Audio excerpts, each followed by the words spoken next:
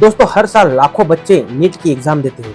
8th standard से NEET की preparation करना शुरू कर देते हैं क्योंकि उनका एक सपना होता है कि मुझे बड़ा होकर डॉक्टर बनना है।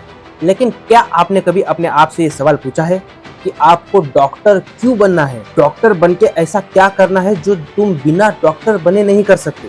देखो, डॉक्टर बनना सिर्फ व्हाइट कोट पहनना नहीं होता।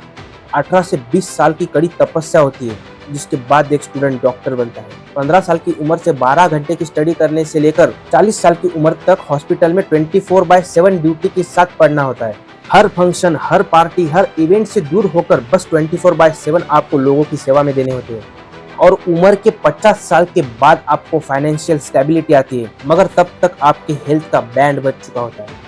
और भी ऐसे बहुत से सैक्रिफाइसेस देने होते हैं। और आपके एमबीबीएस के फर्स्ट ईयर से लेकर आप पूरे डॉक्टर बनने तक क्या क्या करना होता है, और किन किन लोगों को डॉक्टर बनना चाहिए और किन लोगों को डॉक्टर नहीं बनना चाहिए, उन सब चीज़ों की जानकारी मैंने इस वीडियो में दी है। इस वीडियो को देखने के लिए आप ऊपर आई बटन पर क्लिक करके या फिर डिस्क्रिप्शन बॉक्स में मैंने लिंक दिए, उस पर क्लिक करके इस वीडियो को देख सकते हैं। देखो बेटा, अगर आप पैसे कमाने के लिए डॉक्टर बनना चाहते हो तो अभी अपने माइंड से ख्याल निकाल दो, क्योंकि वो दिन हवा हुए। अब तो बेटा एमबीबीएस में कुछ भी नहीं रहा, आपको सुपर स्पेशलिटी करना जरूरी है। और सुपर स्पेशलिस्ट बनने तक आपकी उम्र हो जाएगी 40, और उसके बाद भी आपको 10 साल और लगेंगे फाइनेंशियल स्टेबिलिटी लाने में। और तब तक आप जो पैसे कमाओगे उस पैसे को एंजॉय भी नहीं कर पाओगे, क्योंकि आपके पास ना टाइम रहेगा, क्योंकि आपकी हेल्थ की बैंड बज चुकी होगी, आपके बॉडी के पुर्जे पूरे जवाब दे चुके होंगे। और उस टाइम के आपके पैसे आपके काम नहीं आएंगे, आपके घर वालों के काम आएंगे, आपके बीवी बच्चों के काम आएंगे। इसलिए मेरी बात मानो, पैसे कमाने के और भी कई सारे तरीके हैं। Doctor is not the choice. या फिर अगर आपको लगता है कि डॉक्टर को बहुत रिस्पेक्ट मिलती है समाज में, तो बेटा ऐसे बहुत सारे सर्विसेज है, जैसे कि IAS, IPS, टीचर, आप ये सब करके भी रिस्पेक्ट कमा सकते हो। डॉक्टर को भी रिस्पेक्ट मिलती है, मैं मानता हूँ, लेकिन ये एक स्ट्रॉन्ग रीज़न नहीं हो सकता डॉक्टर बनने के लिए। क्योंकि रिस्पेक्ट के चक्कर में अगर आप ये सब करोगे तो रिस्पेक्ट तो आपको मिलती रहेगी, लेकिन आप अपने भीतर, अपने दिमाग के अंदर फ्रस्ट्रेट रहोगे हमेशा। क्योंकि देखिए, कुछ दिनों बाद इन रिस्पेक्ट्स पर आपका ध्यान नहीं जाता। आपको जो चीज़ सेटिस्फाई करती है आप उसी चीज़ के पीछे भागते हो। और अगर आप फैमिली के प्रेशर में आकर, या फिर आप कुछ दोस्त नीट की प्रिपरेशन कर रहे हैं तो मैं भी कर लेता हूँ, ऐसा सोच के अगर डॉक्टर बनना चाहते हो तो बेटा ये तो सबसे फालतू रीज़न है डॉक्टर बनने के लिए। क्योंकि आपके पेरेंट्स को बस आपको सक्सेसफुल देखना है, उनके लिए ये जरूरी नहीं है कि आप डॉक्टर हो या कुछ और, बस वो आपको सक्सेसफुल देखना चाहते हैं। तो इसलिए ये भी कोई स्ट्रॉन्ग रीज़न नहीं है डॉक्टर बनने के लिए। और ये रीज़न भी आपको लॉन्ग टर्म में डॉक्टर बनने में फोकस नहीं कर पाएगा। या फिर आप चाहते हो कि आपको लोगों की सेवा करनी है, तो बेटा लोगों की सेवा करने के और भी बहुत सारे ऑप्शंस हैं। आप सिविल सर्विसेज ज्वाइन कर सकते हो, पॉलिटिक्स ज्वाइन कर सकते हो, वो तो एवरग्रीन बिजनेस है, NGOs एक्सेट्रा। लेकिन ये भी कोई स्ट्रॉन्ग रीज़न नहीं है डॉक्टर बनने के लिए।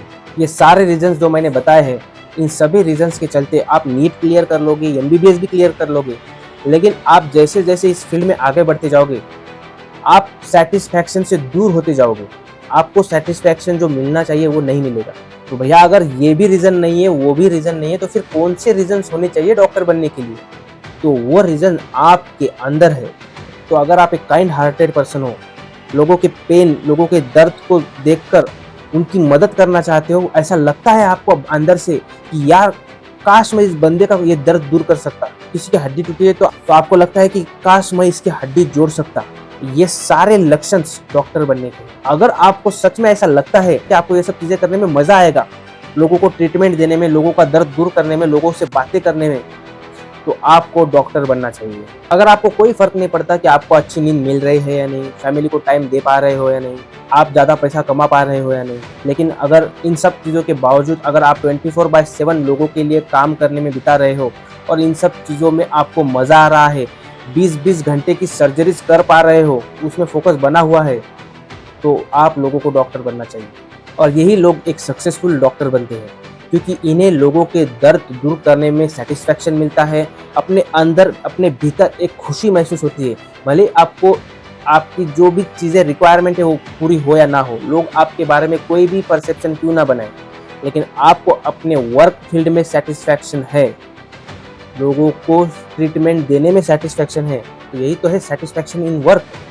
और इसी के लिए तो हम सब लोग जी रहे हैं, जो काम कर रहे हैं उसमें हमें मज़ा आ रहा है। और अगर आपको मजा आता जाएगा तो आप और भी ज्यादा वो काम कर पाओगे, भले आपकी नींद हो या ना हो, आपको भूख लग रही हो या नहीं, क्योंकि यही आपका बेस्ट वर्क है। अगर आप लोगों को समझ में आ गया हो कि आपको डॉक्टर क्यों बनना चाहिए, देन लाइक दिस वीडियो। और अगर आपका कोई फ्रेंड या फिर कोई दोस्त ऐसी उलझन में उलझा हुआ है तो उसे वीडियो शेयर कर दीजिए। Stay strong, stay healthy.